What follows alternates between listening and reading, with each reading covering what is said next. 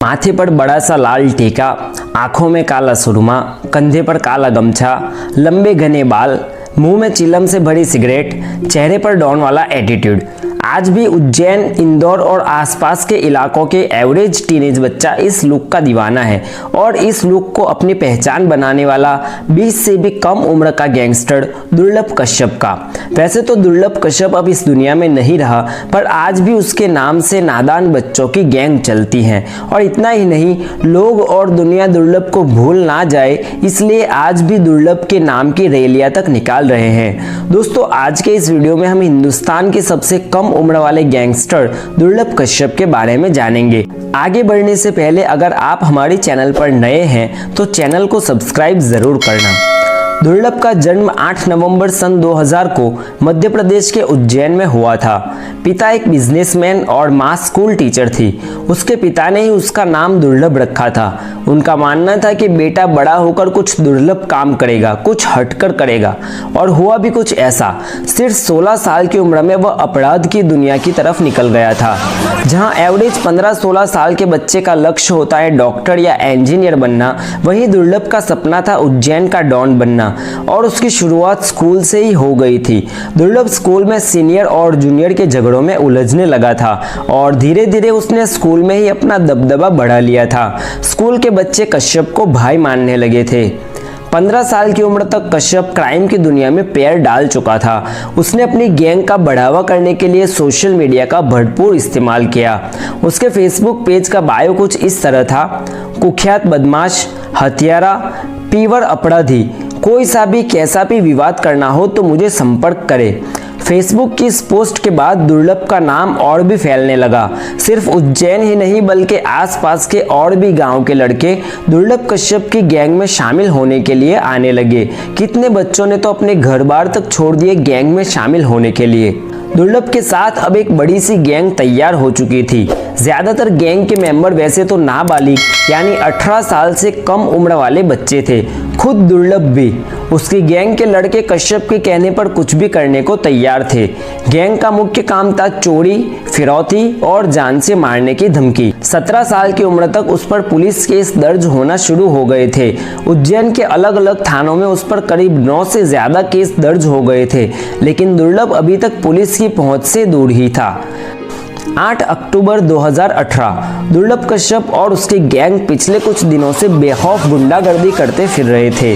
4 दिन में 3 बार हवाई फायरिंग और 2 लोगों पर जानलेवा हमला हो चुका था। 8 अक्टूबर के दिन उज्जैन के अवंतीपुरा इलाके में हवाई फायरिंग की, गाड़ियों के कांच तोड़े गए।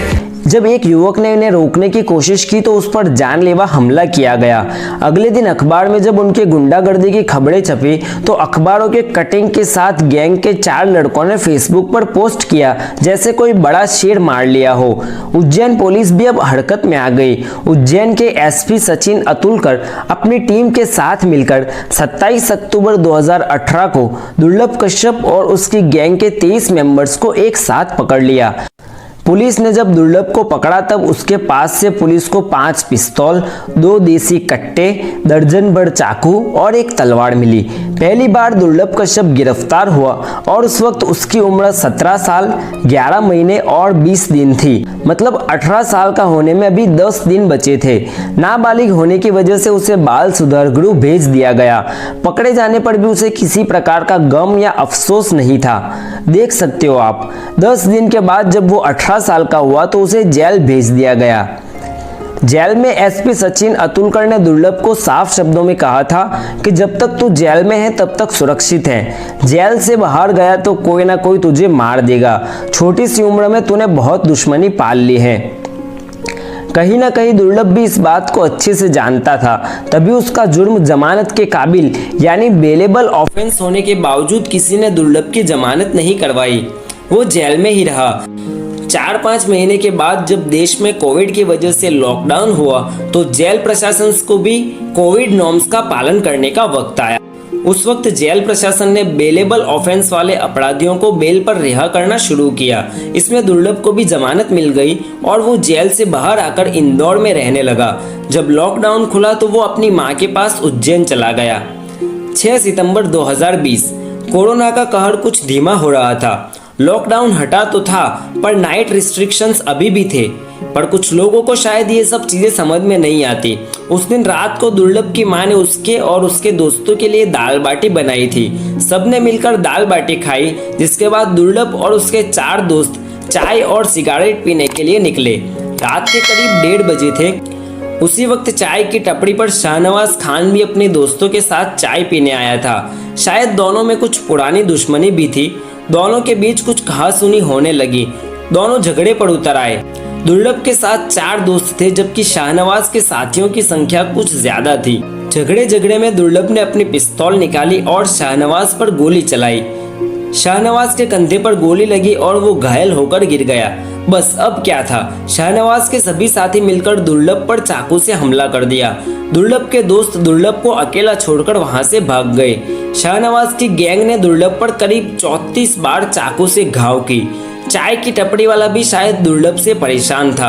वो भी वहां खड़ा चिल्ला रहा था, शादाब भाई इसे खत्म कर दो, इसे जिंदा मत छोड़ना। 34 घाव खाने के बाद दुर्लभ वही गिर गया। अभी तो 20 साल का भी नहीं हुआ था। वैसे तो फेसबुक और सोशल मीडिया के जरिए उसने अपने कई दोस्त और मेंबर्स बनाए थे, लेकिन मौत के वक्त उसमें से कोई हाजिर नहीं था।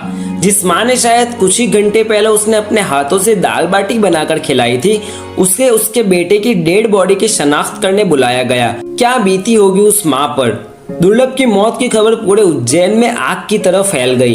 अगले दिन उसकी अंतिम यात्रा में कई सारे लोग जमा हो गए, जिसमें से ज्यादातर लोग उसी की उम्र के नए नए जवान हुए बच्चे ही थे। जिसे एक दिन उज्जैन का डॉन बनना था, वो जवान होने से पहले ही मारा गया था। किसी ने सही कहा है, जुर्म की दुनिया में कोई उम्र नहीं होती। दुर्लभ के मरने के कुछ 7 महीने के बाद उसकी माँ भी मर गई। दुर्लभ के पिता ने मीडिया के सामने आकर बताया कि वो नहीं चाहते जिस रास्ते उनका बेटा गया उस रास्ते कभी भी कोई भी नौजवान जाए। वैसे तो मरने के बाद भी दुर्लभ को बहुत नाम मिला। फेसबुक और सोशल मीडिया की सभी साइट्स पर उसके फैन क्लब बनने लगे और लोग उसे मिस करते हुए गाने तक बनाने लगे।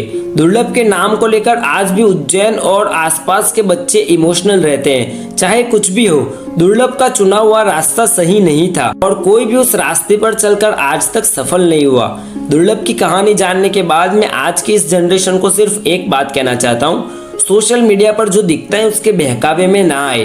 अपना रास्ता सही चुने और सही रास्ते पर चले। दोस्तों, अगर आपको इस वीडियो पसंद आई हो तो वीडियो को लाइक करें, कमेंट करें और हमारे चैनल को सब्सक्राइब करें। जय हिंद।